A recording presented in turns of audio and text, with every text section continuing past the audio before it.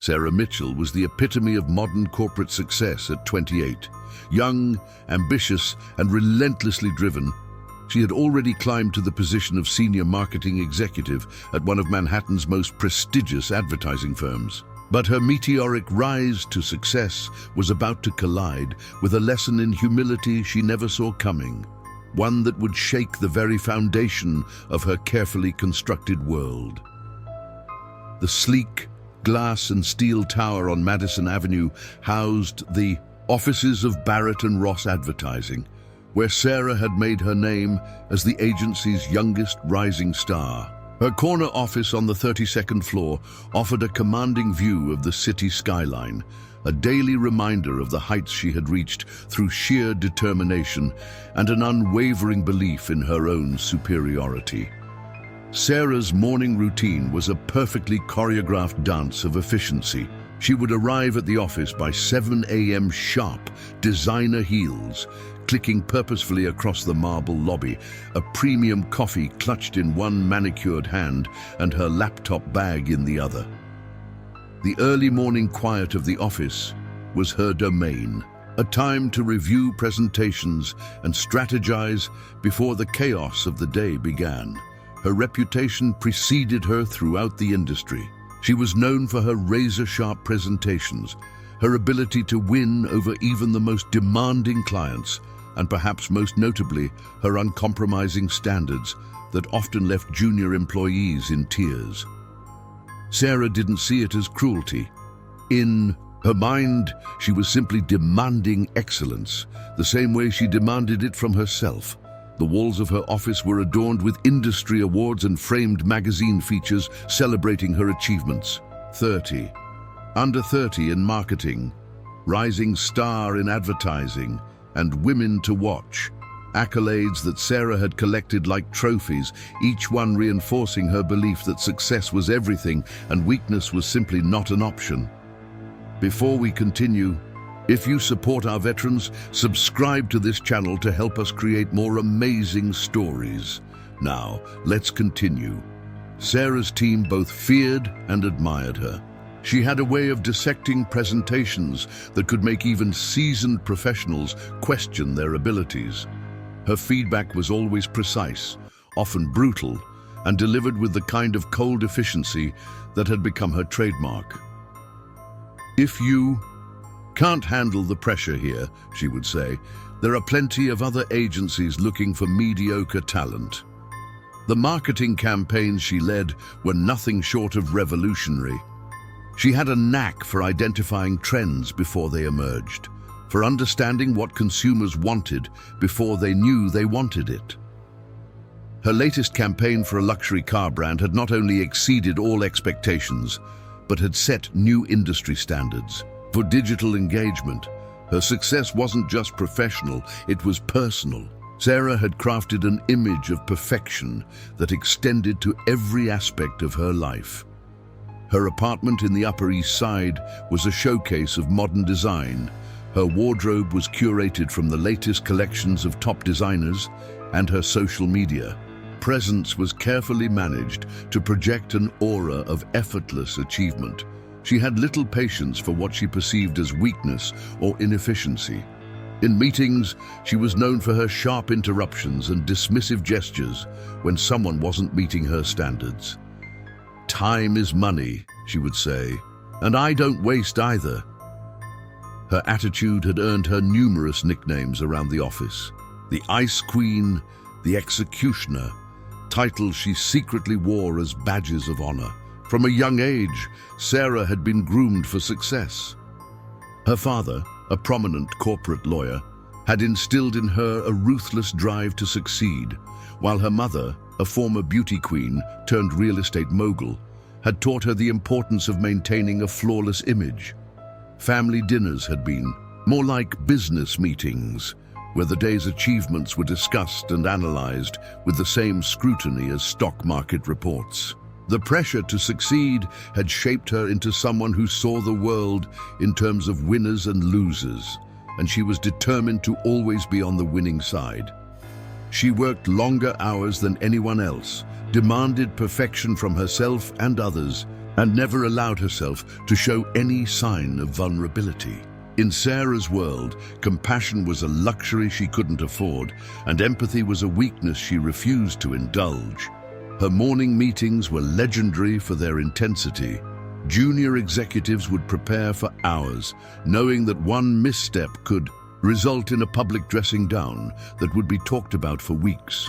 Sarah saw these moments as necessary, crucibles that would either forge stronger professionals or weed out the weak. "This industry isn't for everyone," she would say, her voice carrying the weight of someone who believed they were doing others a favor by being harsh. In her mind, she had earned the right to be demanding.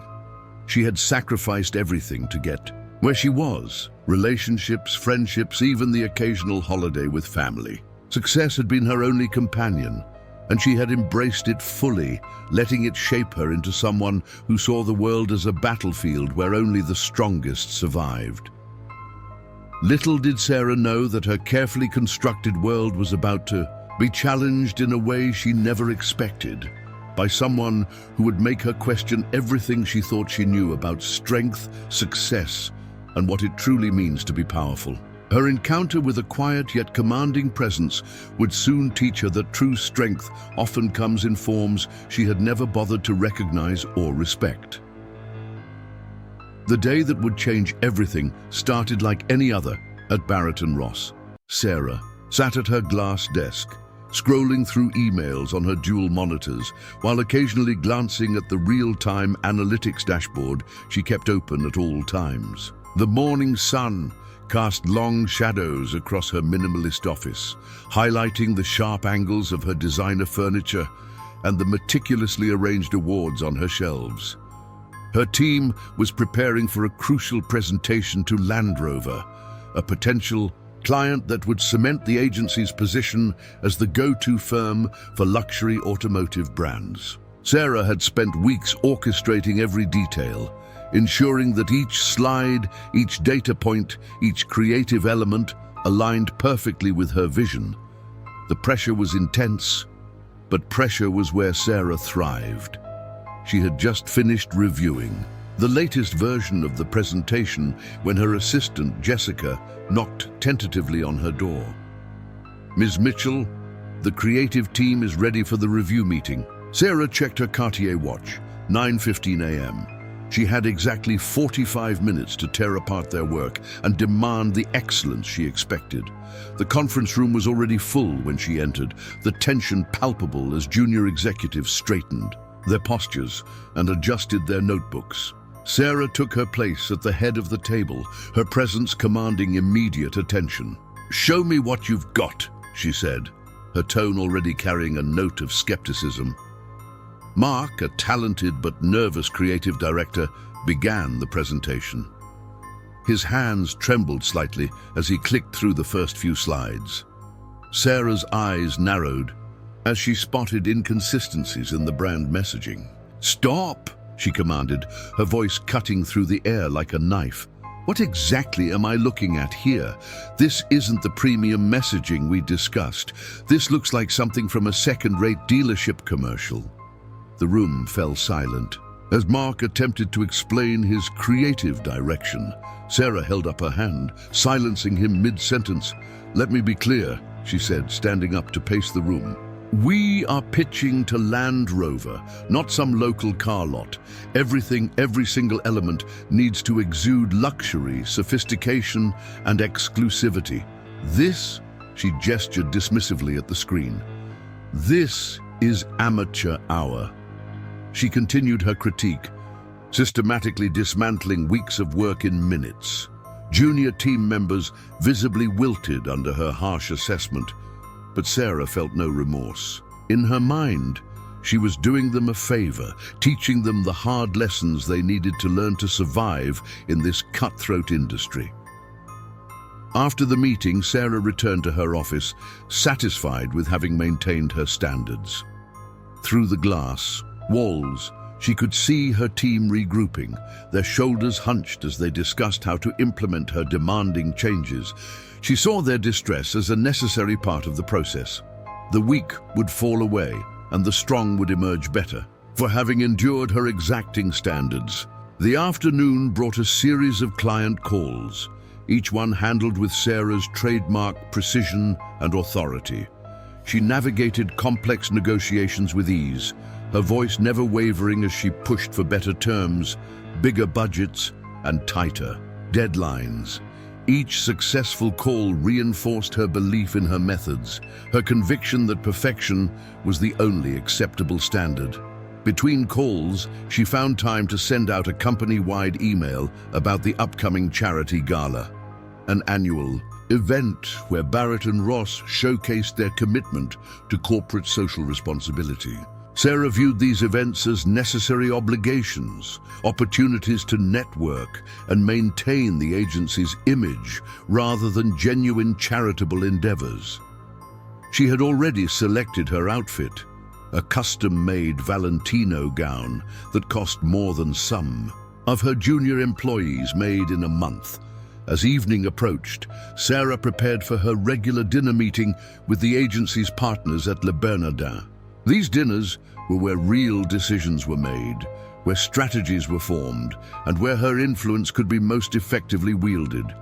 She was often the only woman at these meetings, a fact she wore as another badge of honor, proof that she had broken through the glass ceiling through sheer force of will. Before leaving, she called her team back in for a final review of the revised presentation. The improvements were marginal at best, and Sarah made sure they knew it. "I expect to see something completely different by tomorrow morning," she declared, gathering her things. "Something that actually justifies the salaries you're being paid."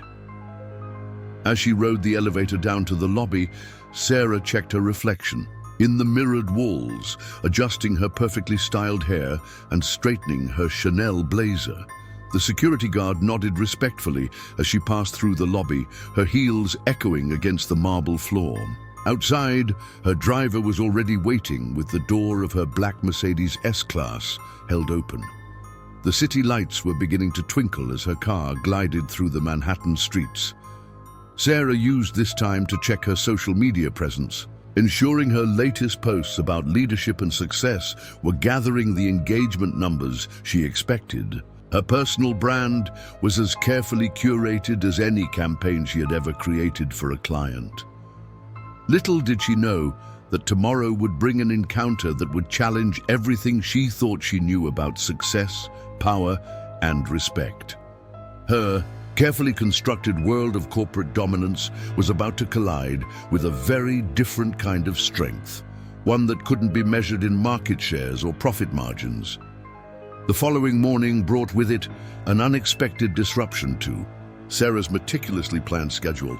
The team had worked through the night on the Land Rover presentation revisions, and she had moved her morning review meeting to Le Pain Quotidien on Madison Avenue, a power move she occasionally employed to throw her team off balance by making them present in public. The cafe was already bustling with the morning crowd when Sarah arrived, precisely at 8:30 a.m. She had chosen a prime table near the window, where the natural light would highlight any flaws in the presentation materials. Her team had prepared. The familiar scent of fresh coffee and artisanal bread filled the air as she settled into her seat, placing her laptop and phone in perfect alignment on the reclaimed wood table. Sarah watched through narrowed eyes as her team filed in, their fatigue evident in their wrinkled clothes and tired expressions. Mark, the creative director, looked particularly exhausted as he fumbled with his presentation materials. The sight of their obvious exhaustion didn't move her. In her mind, this was exactly the kind of pressure that separated the exceptional from the mediocre. As her team began setting up their materials, Sarah's attention was drawn to a commotion near the cafe's entrance. A small group of people had gathered, their attention focused on an elderly man who had just walked in. He moved slowly, deliberately, his Navy SEAL uniform pristine despite its obvious age. What caught Sarah's eye wasn't the uniform itself, but the way others in the cafe seemed to regard him with a kind of reverent respect she was unaccustomed to seeing directed at anyone but corporate power players. The elderly veteran made his way to a nearby table, assisted by what appeared to be his granddaughter. Sarah watched with barely concealed impatience as their seating process seemed to take an eternity. The old man's measured movements and the careful way he lowered himself into his chair were, in her mind, unnecessarily disruptive to the business atmosphere she was trying to maintain. Turning back to her team, Sarah raised an eyebrow expectantly. "Well, are we going to spend all morning watching the breakfast theater, or are we going to see if you've managed to salvage this presentation?" Her voice carried clearly across the quiet cafe, causing several heads to turn. Mark began his presentation, his voice slightly shaky as he attempted to highlight the changes they'd made overnight.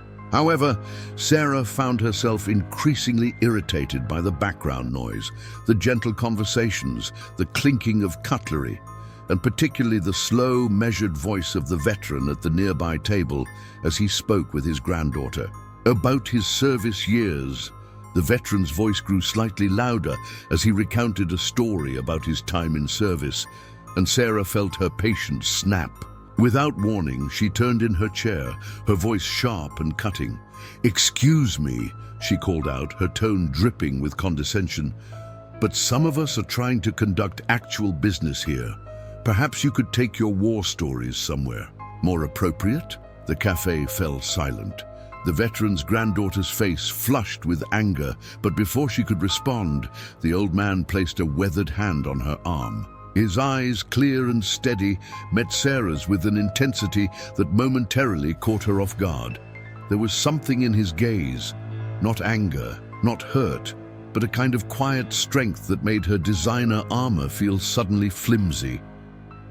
"Young lady," he said, his voice calm, but carrying an authority that Sarah had never quite encountered before. "In my experience, real business is built on respect. Respect for others, respect for sacrifice, respect for the values that allow you to sit here freely and conduct your actual business." Sarah felt a flash of embarrassment, quickly replaced by defensive anger. Who was this old man to lecture her about business, about respect? She had earned her position through years of relentless work and dedication. She didn't need lessons from someone who belonged to a different era entirely. "With all due respect," she replied, her tone making it clear there was no actual respect intended. "This is a business meeting, not a Veterans Affairs office.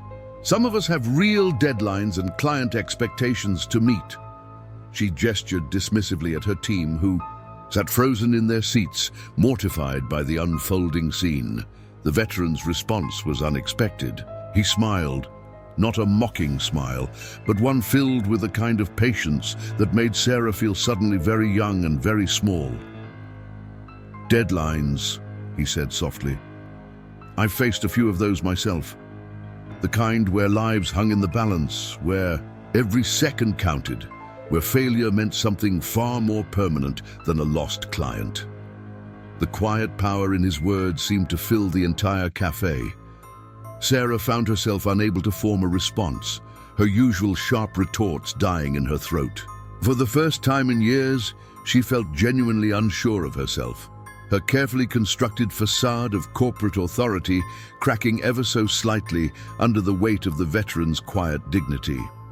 The moment stretched out, heavy with unspoken tensions.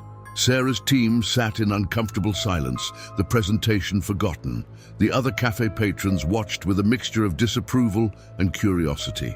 And through it all, the veteran's steady gaze never wavered, carrying with it decades of experiences that made Sarah's corporate battles seem suddenly very small indeed.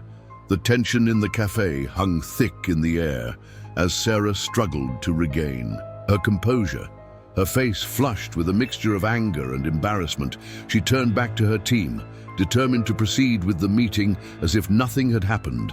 But something had changed.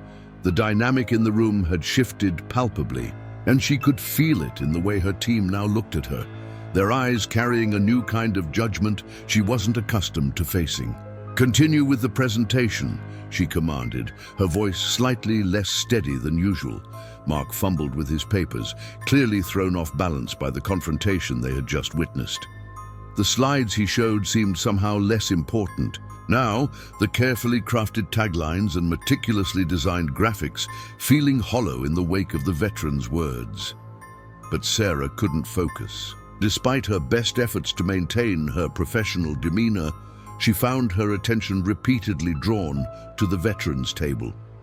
He had returned to his conversation with his granddaughter, speaking in that same measured tone that had initially irritated her. Now, however, she found herself inadvertently catching snippets of his conversation. Words about sacrifice, about brotherhood, about moments where split-second decisions meant the difference between life and death. The veteran's granddaughter was showing him something on her phone. Photographs, perhaps, or news articles. Sarah watched as his weathered face lit up with recognition, his hands gesturing as he shared stories with a kind of quiet passion that commanded attention without demanding it. It was so different from the forceful, aggressive way Sarah conducted her own meetings, and yet somehow more powerful. "Ms. Mitchell." Mark's voice cut through her thoughts. "Should I continue with the market analysis section?" Sarah turned back to her team, realizing she had completely lost track of the presentation. The familiar irritation rose in her throat. How dare this situation distract her from her work? How dare this old man in his dated uniform disrupt her carefully planned morning? "No," she said abruptly, closing her laptop with more force than necessary. "This clearly isn't working. We'll reconvene at the office in an hour. I expect everything to be perfect by then." Her team began gathering their materials, relief evident on their faces as they prepared to escape the uncomfortable situation. As they stood to leave, Sarah heard the veteran's voice again, this time addressing someone else in the cafe, a young server who had approached his table with obvious respect. The girl couldn't have been more than 20, and she was asking him about his service with genuine interest. What struck Sarah was the way he spoke to her, with the same dignity and attention he might give to a high-ranking official. "Every person's story matters," she heard him say to the young server. "Every role, every job, every contribution counts in making things work." The words weren't directed at Sarah, but they hit her like a physical force. When was the last time she had shown that kind of respect to someone she considered beneath her professional status? Sarah found herself rooted to her chair, unable to leave just yet. Her team had already fled the cafe, but she remained, her coffee growing cold in front of her as she struggled with unfamiliar emotions. The veteran's presence seemed to fill the space, making her feel increasingly uncomfortable in her own skin. She watched as other patrons approached his table, each one treated with the same genuine respect and attention. A construction worker on his break, a teacher heading to her classroom, a businessman in a suit not unlike the one Sarah's clients wore. The veteran spoke to each of them as if their stories were equally valuable, equally worthy of his time. The contrast with her own behavior was stark and uncomfortable. Sarah thought about how she had spoken to her assistant that morning, the casual dismissiveness she had shown to the barista who had prepared her coffee, the way she had belittled her team's efforts without a second thought. She had always justified her behavior as necessary for maintaining high standards, but watching the veteran interact with others made her question everything about her approach. A young man in military fatigues entered the cafe, and Sarah observed as he immediately noticed. The veteran, the respect in the young soldier's bearing was automatic, ingrained. He approached the veteran's table and introduced himself, standing at attention until the older man gestured for him to sit. Their interaction was brief but meaningful. The younger man clearly drawing strength and wisdom from the veteran's words. Sarah found herself wondering about the kind of leadership that inspired such genuine respect. Her own leadership style had always been based on fear and intimidation, on proving her superiority at every turn. She commanded attention through force of will and position. But watching the veteran, she began to understand that true authority didn't need to announce itself so loudly. The veteran's granddaughter caught Sarah staring and gave her a look that was part challenge, part invitation. Sarah quickly looked away, gathering her things and preparing to leave. But as she stood, she couldn't help but feel that something fundamental had shifted inside her. The carefully constructed walls of her professional persona felt suddenly brittle, and the weight of the veteran's quiet dignity seemed to follow her as she made her way to the door. Outside on Madison Avenue, the morning sun was harsh and unforgiving. Sarah's heels clicked against the pavement as she walked back toward her office, but each step felt less certain than usual. She had come to the cafe expecting to maintain her usual control over her team and her environment. Instead, she was leaving with the uncomfortable realization that perhaps she had been measuring success and strength by entirely the wrong metrics all along. Back at the office, Sarah couldn't shake the unease that had settled over her following the encounter. At the cafe, the familiar surroundings of her corner office, usually a fortress of comfort and control, felt somehow different. The awards on her walls, the sleek furniture, even the spectacular city view seemed to mock her with their superficiality. Her team had reassembled in the main conference room, their revised presentation ready for review. But as Sarah sat at the head of the table, she found herself distracted by the memory of the veteran's words. Her usual sharp criticisms felt hollow in her throat, and she caught herself studying the faces of her team members in a way she never had before. Mark was presenting again, his voice steadier now that they were back in familiar territory. Sarah noticed the dark circles under his eyes, the slight tremor in his hands as he clicked through the slides. For the first time, she wondered about his story. Did he have a family waiting at home while he worked through the night to meet her, demanding standards? What sacrifices had he made to be here? The demographic analysis shows a clear trend toward... Mark's voice faded into the background as Sarah's mind drifted back to the cafe. The veteran's words echoed in her head. Real business is built on respect. She had always believed respect was earned through dominance, through being the most ruthless, the most demanding, the most successful. But the respect she had witnessed in the cafe was something entirely different. A knock on the conference room door interrupted her thoughts. Jessica, her assistant, entered with an apologetic expression. "I'm sorry to interrupt, Ms. Mitchell, but your father is on line 1.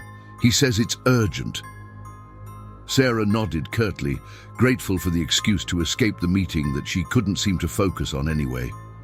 In her office, Sarah picked up the phone.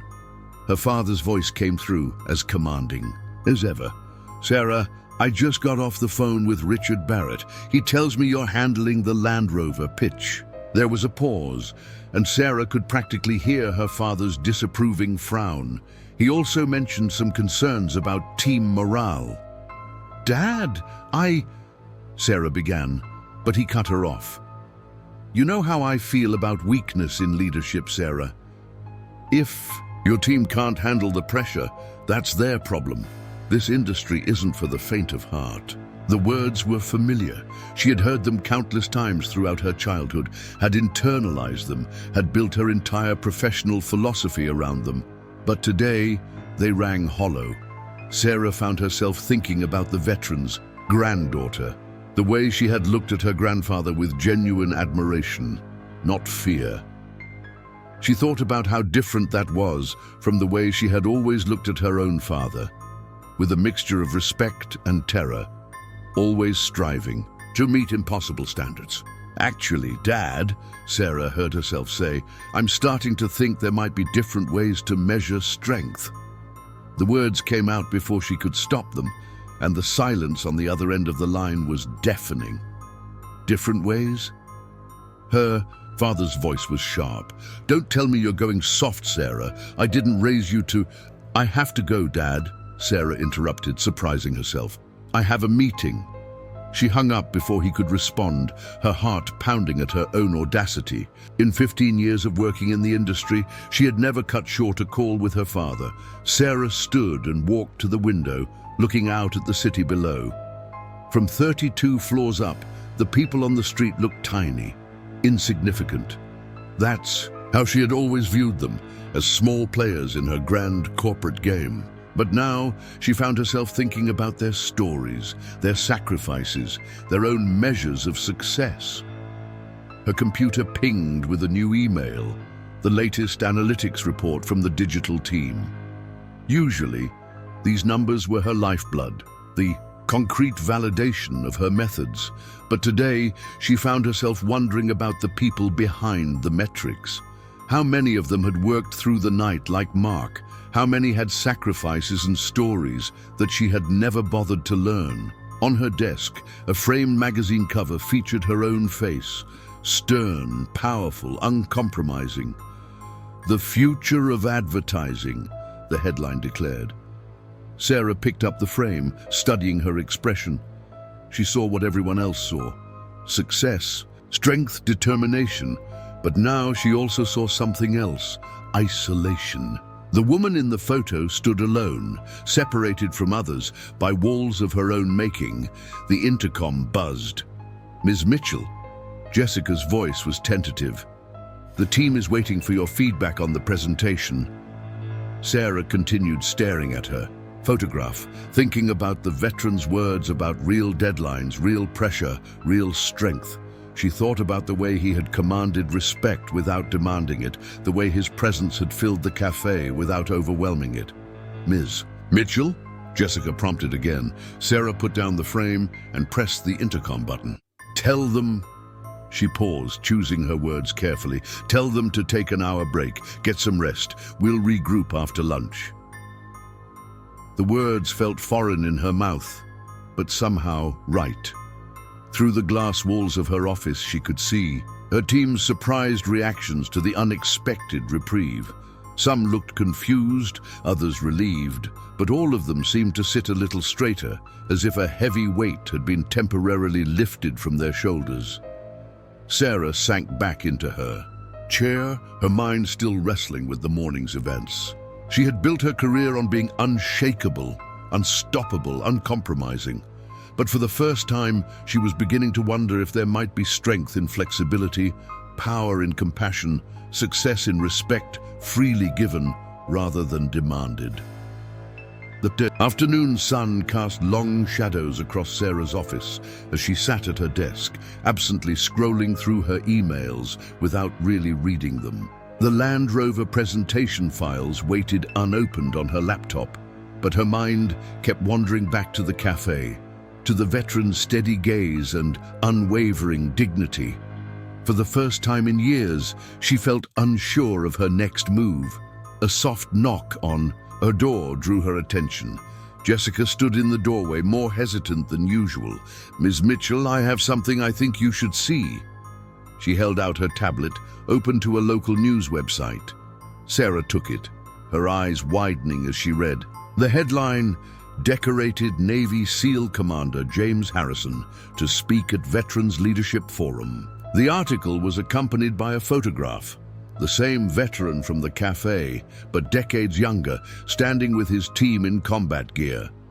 The caption identified him as Commander Harrison, one of the most respected SEAL leaders of his generation.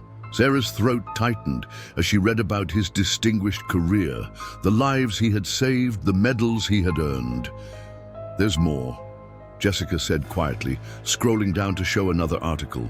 This one detailed Commander Harrison's current work with veteran rehabilitation programs, helping former service members transition to civilian life.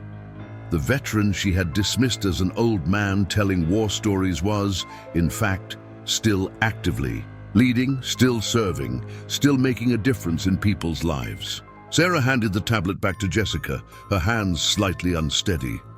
"Thank you," she said, the words coming out softer than her usual clipped tone. Jessica lingered for a moment as if wanting to say more, then turned to leave. "Wait," Sarah called after her. "How long have you worked for me, Jessica?" 3 years next month, Jessica replied, surprise evident in her voice. 3 years, Sarah repeated, realizing she knew nothing about the woman who managed every aspect of her professional life. Do you have family in the military?" Jessica's eyes softened. "My brother, he served 2 tours in Afghanistan.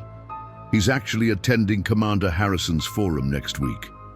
She paused, then added carefully, "The commander has helped a lot of veterans like my brother find their way back." Sarah nodded slowly, dismissing Jessica with a wave.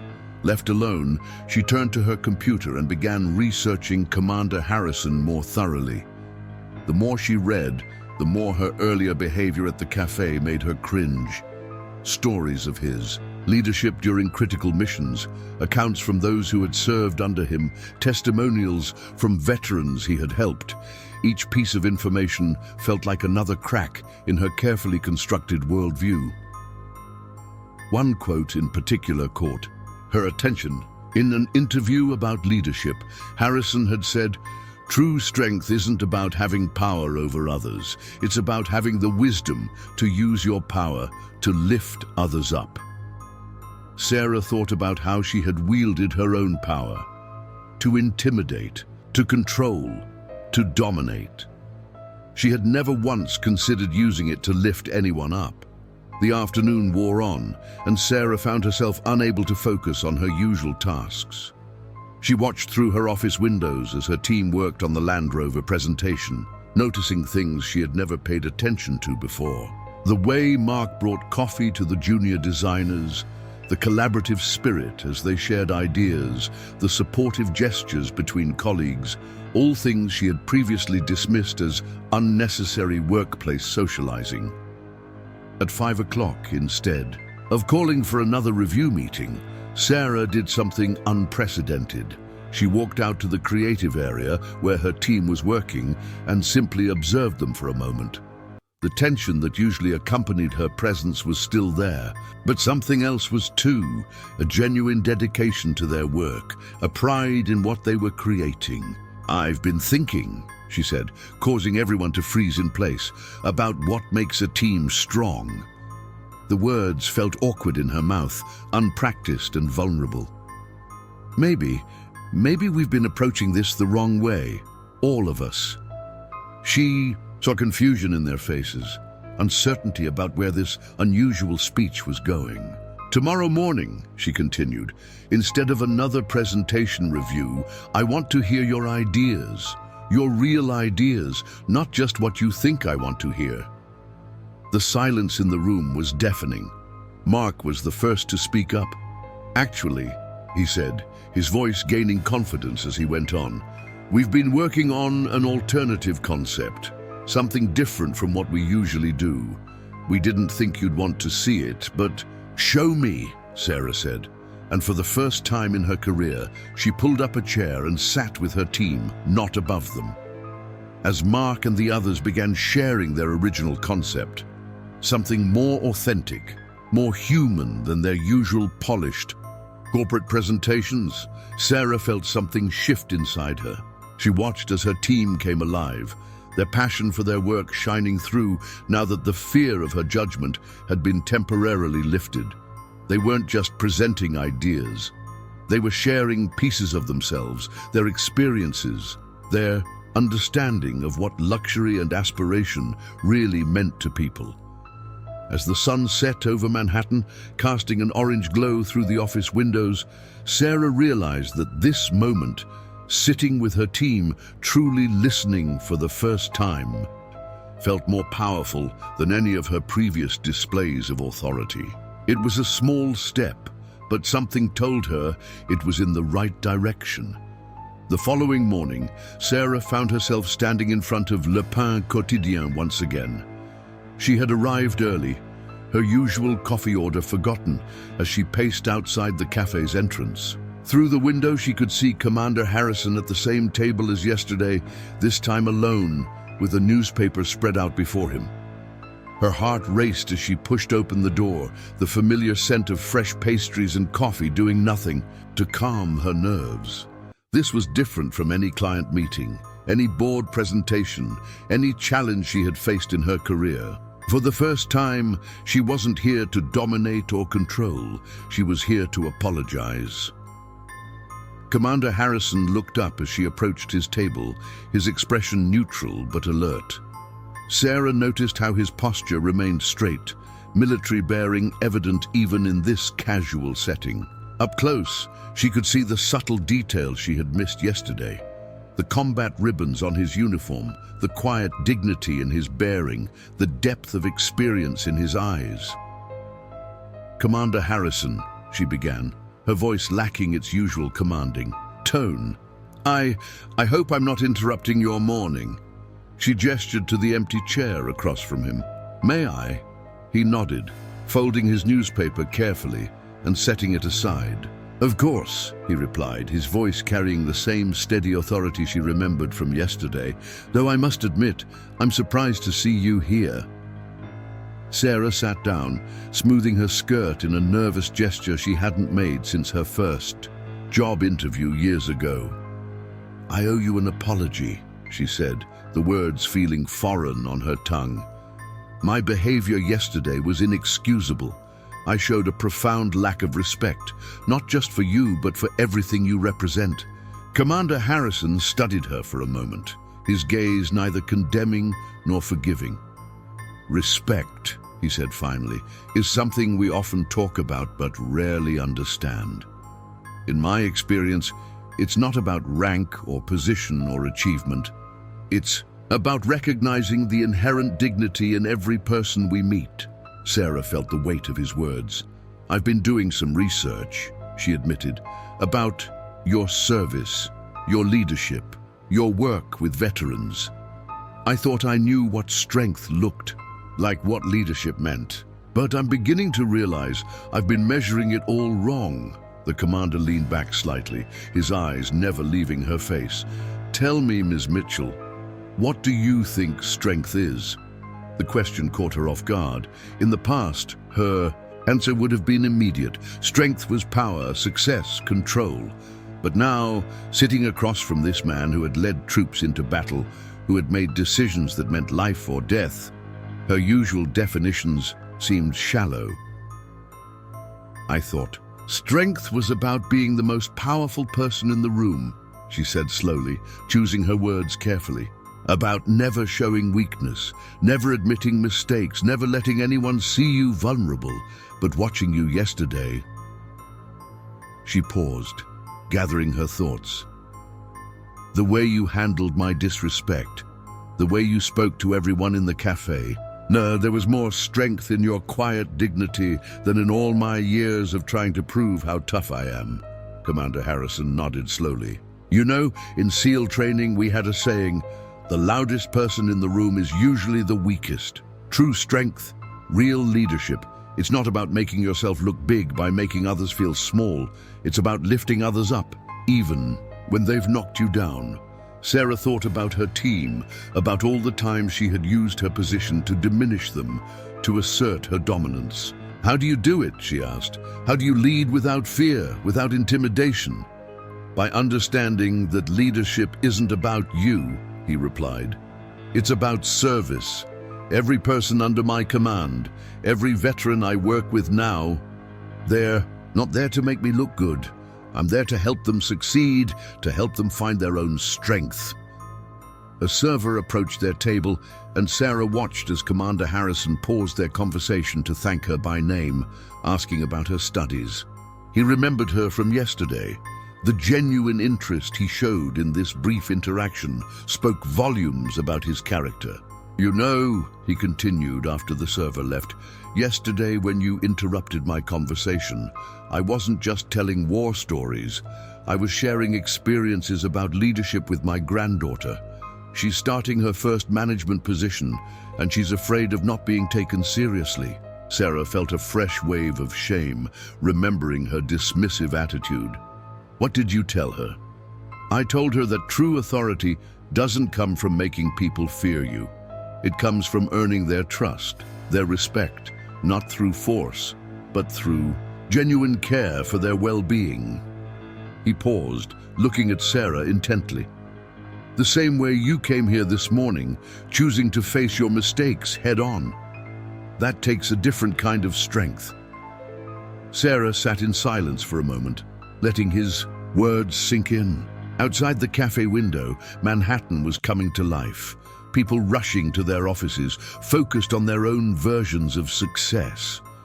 She had been one of them, charging through life with blinders on, measuring everything in terms of power and control. I have a team meeting in an hour, she said finally. We're preparing for a major client presentation. Yesterday, for the first time, I actually sat down and listened to their ideas. Really listened, and they were better than anything I would have forced them to create. Commander Harrison smiled, a genuine warmth reaching his eyes. Sounds like you're already learning the most important lesson of leadership, that sometimes the strongest thing you can do is step back and let others shine. Sarah arrived at the office that morning with a different energy about her. The usual sharp click of her heels against the marble lobby floor had softened, and she found herself actually making eye contact with the security guard, George, whose name she had somehow never bothered to learn in all her years at Barrett Ross. The elevator ride to the 32nd floor gave her time to reflect on her conversation with Commander Harrison. His words about leadership and strength kept replaying. In her mind, challenging everything she had built her career upon. As the elevator doors opened, she took a deep breath, knowing that the real test would be in how she applied these lessons to her daily interactions. The office was already buzzing with activity when she stepped out. Her team had gathered in the conference room, preparing for their morning meeting.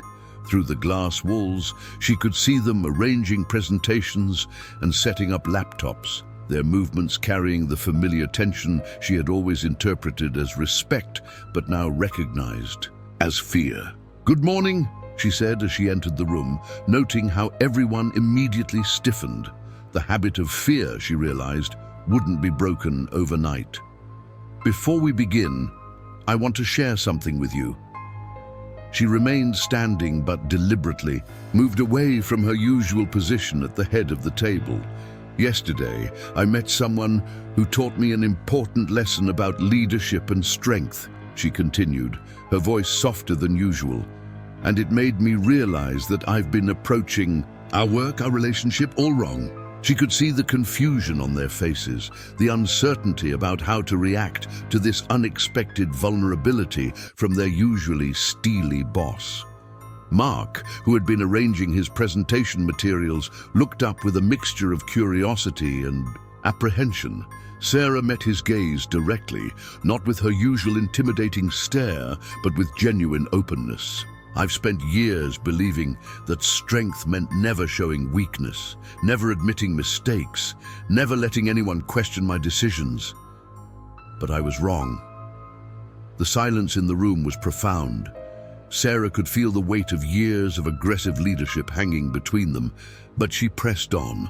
"I've created an environment where fear overshadows creativity, where compliance matters more than innovation. And in doing so, I've done a disservice not just to you, but to our work, our clients, and our potential." She moved around the table, making eye contact with each team member. "Yesterday, when you showed me your original concept for Land Rover, I saw something I've been missing. I saw passion, creativity, and genuine insight. All the things that have been suppressed under my leadership style." Jessica appeared at the door with Sarah's usual morning coffee, but instead of taking it without acknowledgement, as she normally would, Sarah smiled at her assistant. "Actually, Jessica, why don't you join us? You're as much a part of this team as anyone else." The surprise on Jessica's face was evident as she hesitantly took a seat at the table. Sarah continued, "From now on, things are going to be different. We're going to work differently. lead differently, create differently. She paused, allowing her words to sink in. I can't undo years of, well, being myself overnight, but I can commit to change, to learning a better way. Sarah noticed one of the junior designers, Amy, shifting nervously in her seat. Yes, Amy? You want to say something? The young woman's eyes widened at being addressed directly, but Sarah's encouraging nod gave her the courage to speak. It's just... Amy began hesitantly. We've been working on some additional concepts, things we thought were too different from our usual approach. We didn't think you'd want to see them, but maybe now. Show me, Sarah said, taking a seat among her team rather than at the head of the table. Show me everything you've been afraid to share. For the next 2 hours, Sarah watched as her team came alive. Ideas flowed freely, building upon each other's suggestions without the usual fear of criticism. The energy in the room transformed from tense to electric, creative concepts emerging that she would have dismissed outright just days ago. The Land Rover presentation evolved into something entirely different from their usual polished but soulless corporate pitches. It became a story about journey, discovery, and authentic luxury, themes that resonated with genuine emotion rather than calculated market analysis. As she observed, Sarah thought about Commander Harrison's words about lifting others up. She saw it happening before her eyes, team members supporting each other's ideas, building on strengths, addressing weaknesses constructively. The presentation was becoming stronger not through force or fear, but through collaboration and trust. When Amy suggested a bold new direction for the digital campaign, Sarah's initial instinct was to shut it down as too risky. But she caught herself, remembering the veteran's words about trust and empowerment. Instead, she asked questions, explored possibilities, and watched as the idea grew into something extraordinary under the team's collective creativity. By the end of the meeting, the energy in the room was unlike anything Sarah had experienced in her career. People were smiling, engaged, excited about their work. Even more surprisingly, she felt something she hadn't experienced in years. Genuine enthusiasm, not for proving her own superiority, but for being part of something larger than herself. As the team began to disperse, Mark hung back. "Ms. Mitchell," he said, his voice carrying a note of cautious optimism, "this was different, good, different." He paused, then added, "Thank you." Sarah nodded, feeling both humble and hopeful. "No, thank you, all of you, for not giving up, for keeping these ideas alive even when She trailed off, the weight of her past behavior heavy in the air. "Well, let's just say I'm learning that the strongest leaders aren't always the ones making the most noise." The Land Rover presentation was scheduled for the following week, and Sarah found herself navigating unfamiliar territory.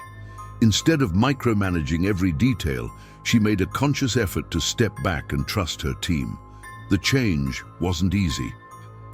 Years of ingrained behavior fought against this new approach, and she often caught herself starting to fall back into old patterns. One morning, as she reviewed the latest version of the presentation, her father called again. "Sarah," his voice came through the speaker, carrying its usual authoritative tone. "Richard tells me you've been making some changes to your management style." The disapproval was evident in his voice. "Yes," she replied, surprising herself with the steadiness in her voice. "I have.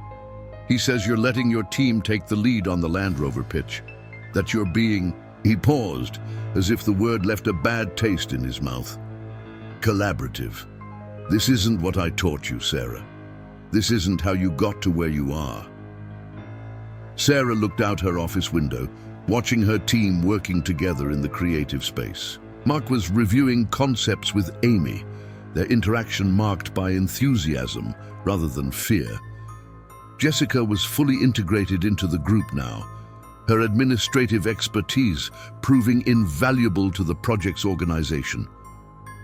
"You're right, Dad," she said finally. "It's not how I got here, but maybe it's how I'll go further."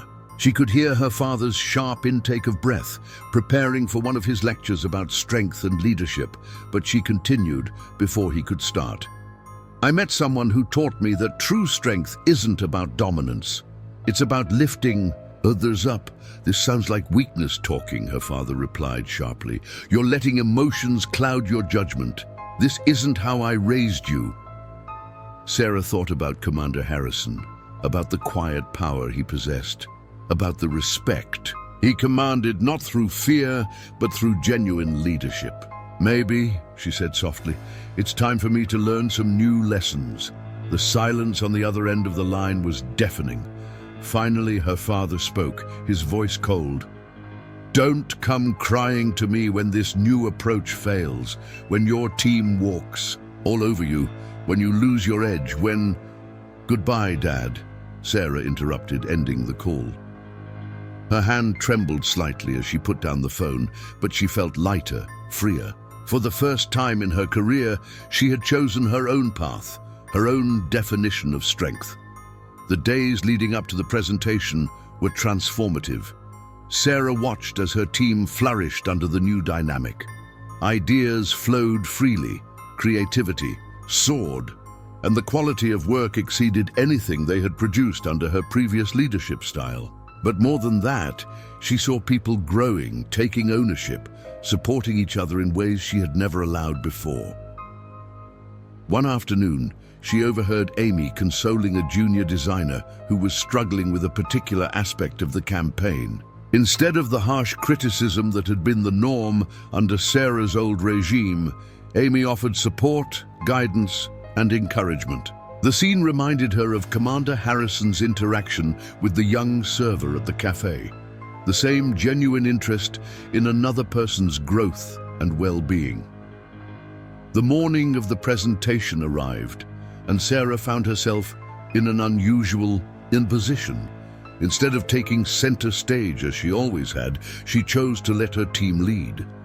As they set up in the conference room, preparing to present to Land Rover's executives, she noticed something remarkable. They weren't nervous in the way they used to be. There was excitement, yes, but it was born of confidence rather than fear. Mark opened the presentation, his voice strong and assured as he introduced their concept. Sarah sat quietly, watching as each team member presented their portion with passion and expertise. The Land Rover executives leaned forward, engaged by the authentic enthusiasm and innovative ideas being presented. When Amy presented her digital campaign concept, the one Sarah would have dismissed days ago, the room fell silent in appreciation. The boldness of the idea, combined with the thoughtful execution, captured exactly what the brand needed. Sarah felt a surge of pride, not in her own achievement, but in what her team had accomplished when given the freedom to truly create. During the Q&A session, something unexpected happened. Instead of jumping in to answer every question, as she would have done before, Sarah found herself pointing to different team members. "Amy, why don't you explain the thinking behind the digital strategy?" Or "Mark, could you elaborate on the market research that led to this approach?" She watched as her team handled each question with confidence and expertise, their responses demonstrating a deep understanding of both the creative concepts and the strategic implications. The Land Rover executives were clearly impressed, not just by the presentation itself, but by the cohesive team dynamic they witnessed. As the executives filed out of the conference room, the head of marketing pulled Sarah aside. "This is different from what we usually see from Barrett and Ross," he said. "There's something authentic here, something genuine. It's not just another polished corporate presentation. It has heart." Sarah smiled, thinking about how different this felt from her previous victories. In the past, she would have taken full credit, used this moment to assert her dominance. Instead, she gestured toward her team. "They're the ones who brought this to life," she said. "I just learned to get out of their way." Several weeks after the Land Rover presentation, Sarah found herself back at Le Pain Quotidien, this time with a different purpose. Through Jessica, she had learned that Commander Harrison would be giving a talk at the Veterans Leadership Forum, and she had made arrangements to attend. But first, she wanted to share some news with him. The cafe was quieter than usual as she approached his table. Commander Harrison looked up from his newspaper, a small smile of recognition crossing his face. "Miss Mitchell," he said warmly, "I had a feeling I might see you again." Sarah sat down, noticing how different she felt from their last encounter. The nervous energy had been replaced by something else, a quiet confidence that reminded her, ironically, of the commander himself. "We got the Land Rover account," she said without preamble, "but that's not why I'm here." Commander Harrison folded his newspaper, giving her his full attention. "Oh?" he said, his eyes twinkling with interest. "The presentation was a success." "Yes," Sarah continued, "but the real success was in what happened before and after. My team—" She paused, choosing her words carefully. "They showed me what's possible when you lead with trust instead of fear, when you give people room to grow instead of forcing them to comply." She told him about the changes in the office, how the creative team had flourished, how collaboration had replaced competition, how ideas now flowed freely without the constant fear of criticism. "It's not perfect," she admitted. "I still catch myself falling into old habits, but it's different, better." "Leadership isn't about perfection," Commander Harrison replied. "It's about progress, about being willing to learn and grow alongside those you lead." He gestured to the cafe around them. "You see these people, every one of them has a story, has something to teach us. The moment we think we're above learning is the moment we stop being effective leaders." Sarah nodded, thinking about how much she had learned from her team once she started actually listening to them. "My father doesn't understand," she said softly. "He thinks I've gone soft, that I'm throwing away everything he taught me about success." Commander Harrison's expression grew thoughtful. "You know, in the SEALs we had a saying, 'The strongest steel is forged in the hottest fire.' But what many people don't understand is that strength isn't about being hard and unyielding. True strength is about being flexible enough to adapt, to learn, to grow." He reached into his uniform pocket and pulled out a small, worn photograph. It showed a young Commander Harrison with his SEAL team, their faces dirty and exhausted, but wearing expressions of unmistakable pride. "These men," he said, pointing to the photo, "they didn't follow me because I was the toughest or the loudest. They followed me because they knew I would never ask them to do something I wouldn't do myself, and because they knew I cared about their success as much as my own." Sarah studied the photograph, seeing in those young faces the same trust and camaraderie she was beginning to witness in her own team. "How do you maintain that balance?" she asked, "between being strong and being compassionate?" "By understanding that they're not opposites," he replied. "Real strength isn't about putting up walls or pushing people down. It's about having the courage to be vulnerable, to admit mistakes, to lift others up even when it means stepping back yourself." A young veteran approached their table, obviously recognizing Commander Harrison. Sarah watched as the commander engaged with him, listening intently to his story, offering words of encouragement and support. It was the same genuine interest she had witnessed before, the same ability to make someone feel truly seen and heard. After the young man left, Commander Harrison turned back to Sarah. "You know, leadership isn't a destination. It's a journey. Every day brings new challenges, new opportunities to choose between the easy path of dominance and the harder path of true leadership." Sarah thought about her own journey. How different her world looked now compared to just a few weeks ago. "I'm speaking at a conference next month," she said. "Usually I talk about market strategies and brand positioning, but this time I want to talk about something different. about redefining strength in leadership. Commander Harrison smiled. "Now that," he said, "sounds like real strength to me." He glanced at his watch. "I need to head to the forum soon. Would you like to join us? There are some people I think you should meet. Leaders who've learned similar lessons in very different ways." Sarah checked her calendar on her phone. There was a board meeting scheduled, one she would never have missed in the past. But something told her this was more important. "I'd like that," she said, putting her phone away. "I think I have a lot more to learn." As they left the cafe together, Sarah noticed how different everything looked through her new lens of leadership. The busy New Yorkers rushing past weren't just faceless masses anymore. They were individuals with stories, with potential, with their own journeys of growth and discovery. She had spent years building walls to make herself appear stronger, only to find that real strength lay in having the courage to break those walls down. The Veterans Leadership Forum was held in a modest auditorium at a community center in Lower Manhattan, a far cry from the luxurious corporate venues Sarah was accustomed to. As she followed Commander Harrison into the building, she noticed how different the atmosphere was from her usual professional gatherings. There was a warmth here, a sense of genuine community that no amount of expensive corporate team building could manufacture.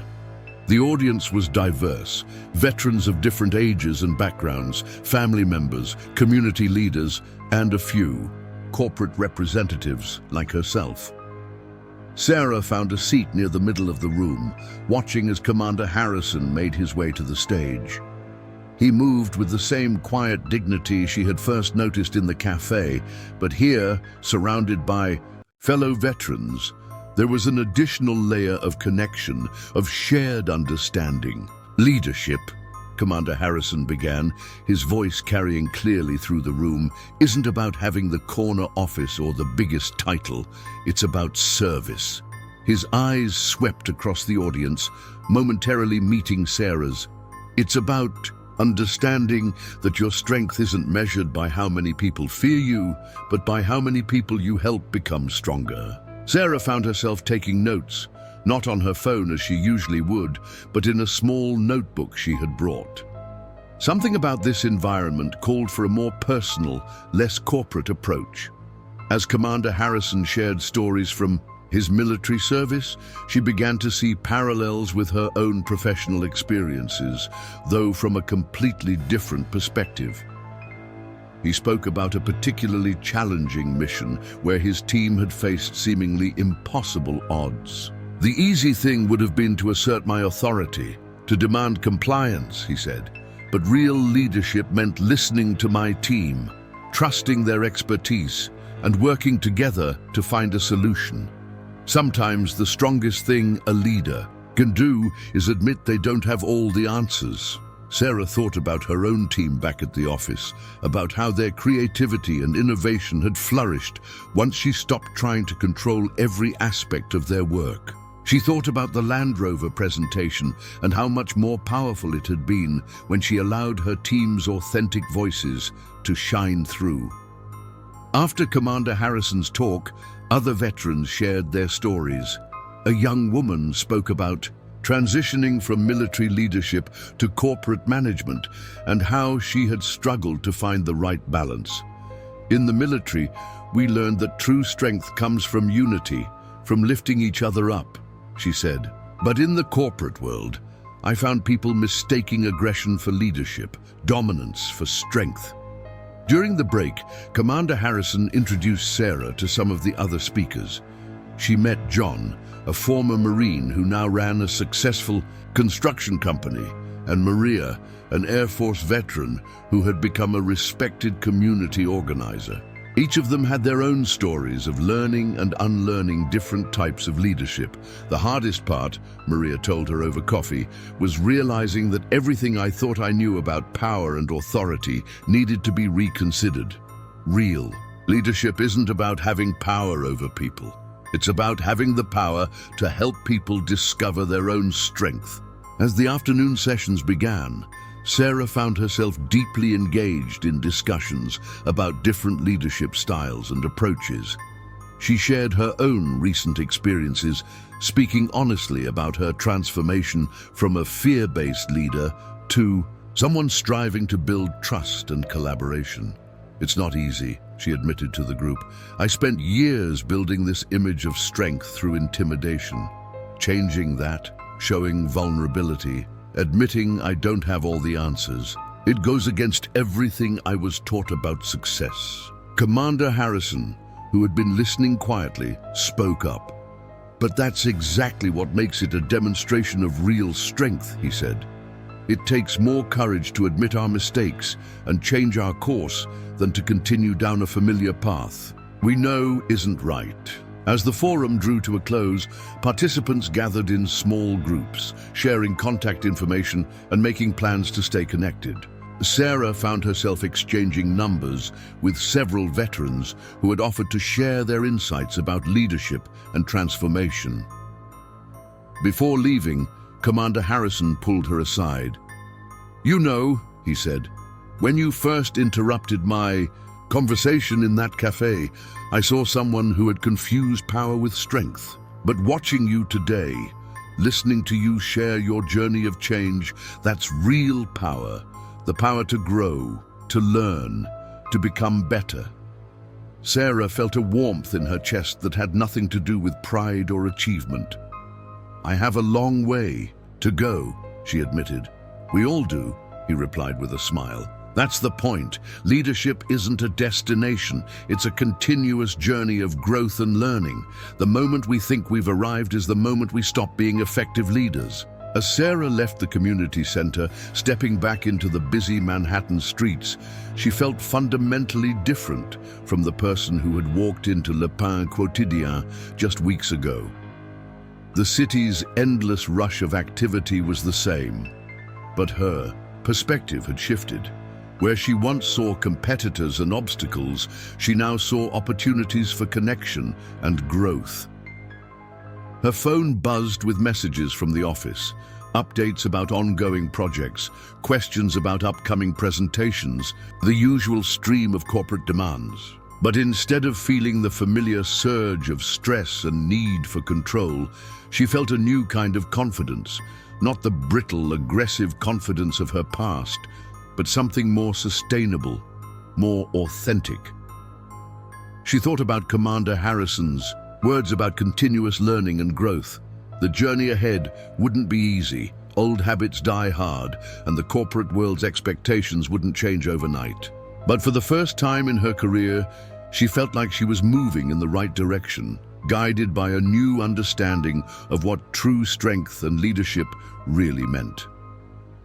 6 months after her first encounter with Commander Harrison, Sarah stood at the podium of a major marketing conference in Chicago. The audience before her wasn't the usual crowd of corporate executives and marketing professionals. She had specifically requested that the invitation be extended to non-profit leaders, community organizers, and veterans groups. "A few months ago," she began, her voice steady and authentic, "I thought I knew everything about strength and leadership. I had the corner office, the prestigious title, the industry awards." She paused, looking out at the diverse faces before her. "But I had it all wrong." Sarah shared the story of her encounter with Commander Harrison, of how a moment of disrespect had led to a profound transformation in her understanding of leadership. She spoke about the changes in her team, the improved creativity and innovation that came from trust rather than fear, and the deeper satisfaction of lifting others up instead of pushing them down. "True strength," she said, echoing Commander Harrison's words, "isn't about having power over others. It's about having the wisdom to use your power to help others discover their own strength."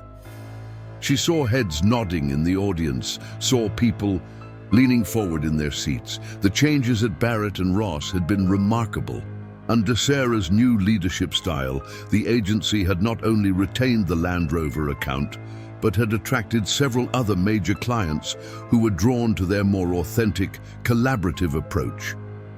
employee turnover had dropped significantly, and the office had become known as a place where creativity and innovation flourished.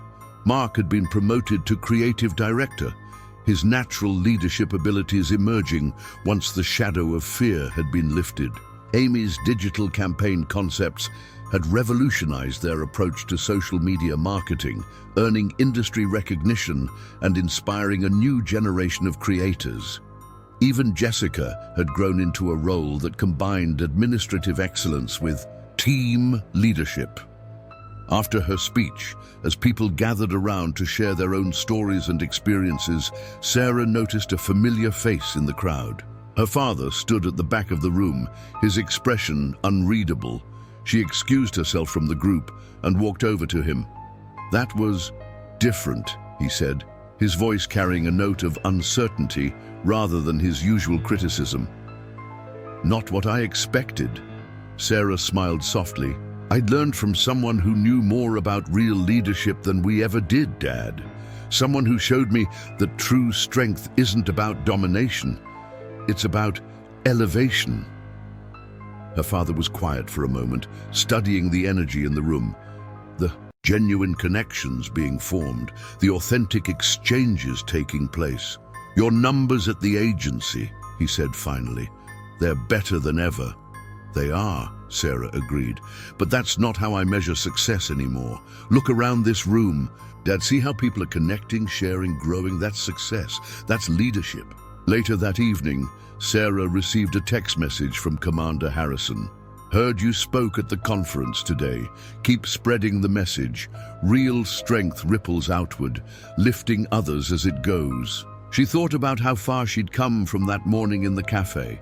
The young woman who had dismissed a veteran's quiet dignity was gone, replaced by someone who understood that true power lay not in creating fear, but in fostering growth. Back in her hotel room, Sarah opened her laptop to find an email from her team.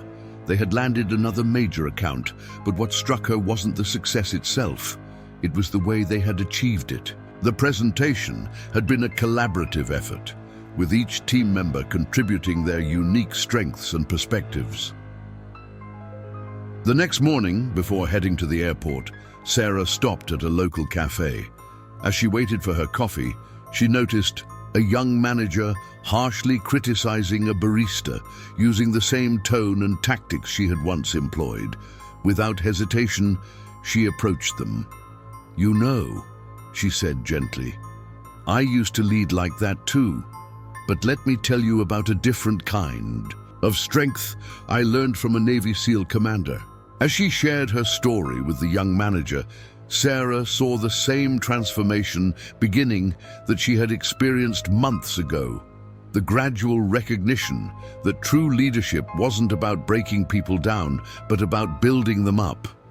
Later, on the flight back to New York, Sarah reflected on how a single moment of disrespect had led to such profound change. She thought about all the people she had encountered since then.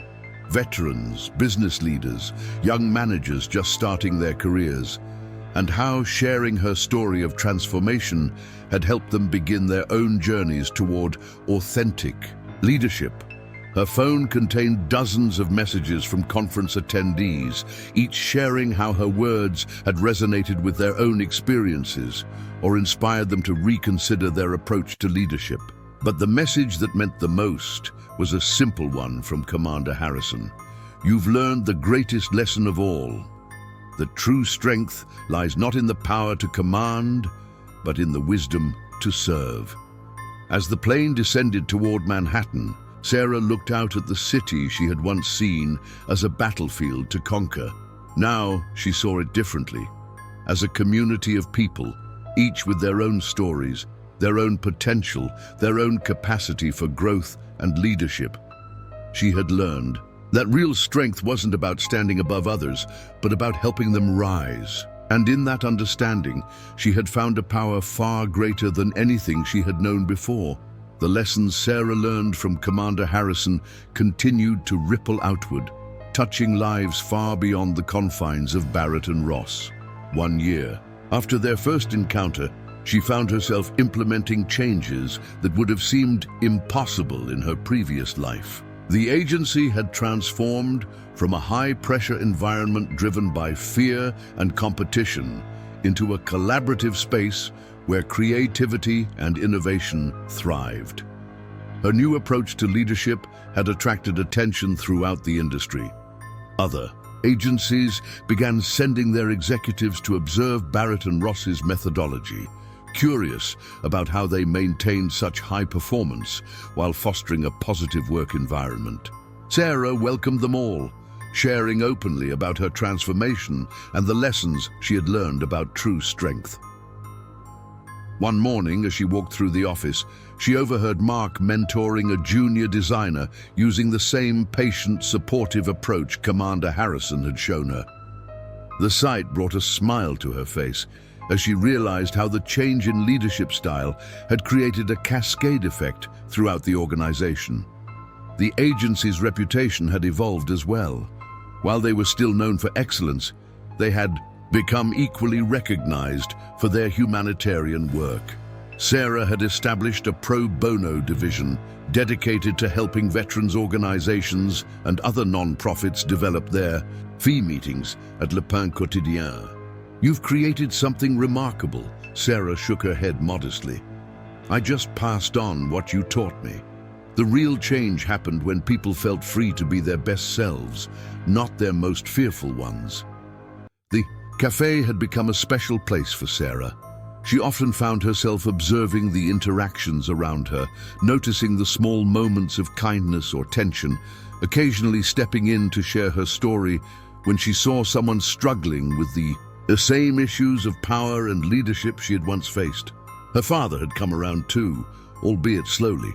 After seeing the sustained success of Barrett and Ross under her new leadership style, he had begun to question his own long-held beliefs about strength and power. They had even started working together to develop leadership workshops for young executives, combining his experience with her new perspectives. "I spent decades teaching you the wrong lessons about strength," he admitted during one of their workshop planning sessions. "I thought I was preparing you for success, but I was just perpetuating a cycle of fear." Sarah reached across the table and squeezed his hand. "We were both learning, Dad. We still are." The most significant change, however, was in how Sarah measured success. The metrics she once obsessed over, market share, profit margins, industry rankings, while still important, had become secondary to other indicators: employee satisfaction, team creativity, community impact. She had learned to find joy in watching others grow and succeed, taking pride in their achievements rather than claiming them as her own. One particular project stood as a testament to this transformation. When a major veterans rehabilitation center needed a complete rebranding, Sarah assembled a team that included both seasoned professionals and junior staff members. Instead of micromanaging the process, she created an environment where everyone felt empowered to contribute. The result was beyond anything she could have achieved through her old leadership style. The campaign wasn't just effective, it was deeply meaningful, touching hearts and changing lives. When Commander Harrison saw the final presentation, his eyes welled up with tears. "This," he said, gesturing to the work, "is what happens when you lead with heart instead of fear, when you understand that true strength lies in lifting others up." Sarah had also begun mentoring young women in the industry, sharing her story of transformation and helping them navigate the challenges of leadership. She was honest about her past mistakes, using them as teaching moments to illustrate the difference between power and true strength. "The hardest part," she would tell them, "isn't learning new skills or strategies. It's unlearning the beliefs that hold us back. The idea that strength means dominance, that leadership means control, that success means standing above others rather than standing with them." Her team had grown too, not just in size, but in capability and confidence.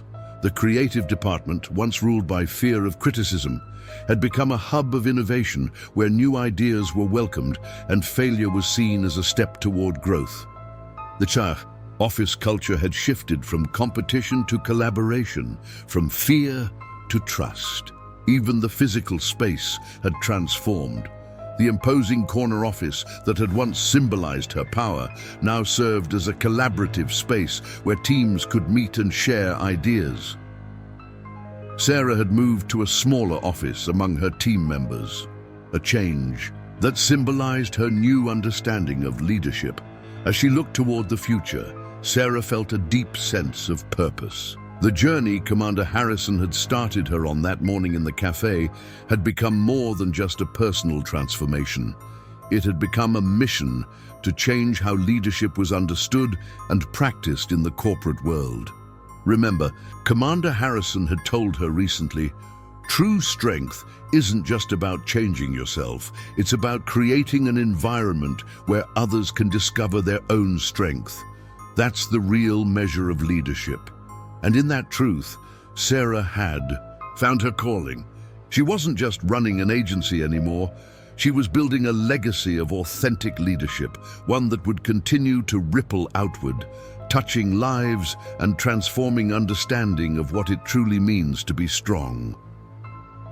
Sitting in her office, one evening, Sarah found herself looking at two photographs on her desk.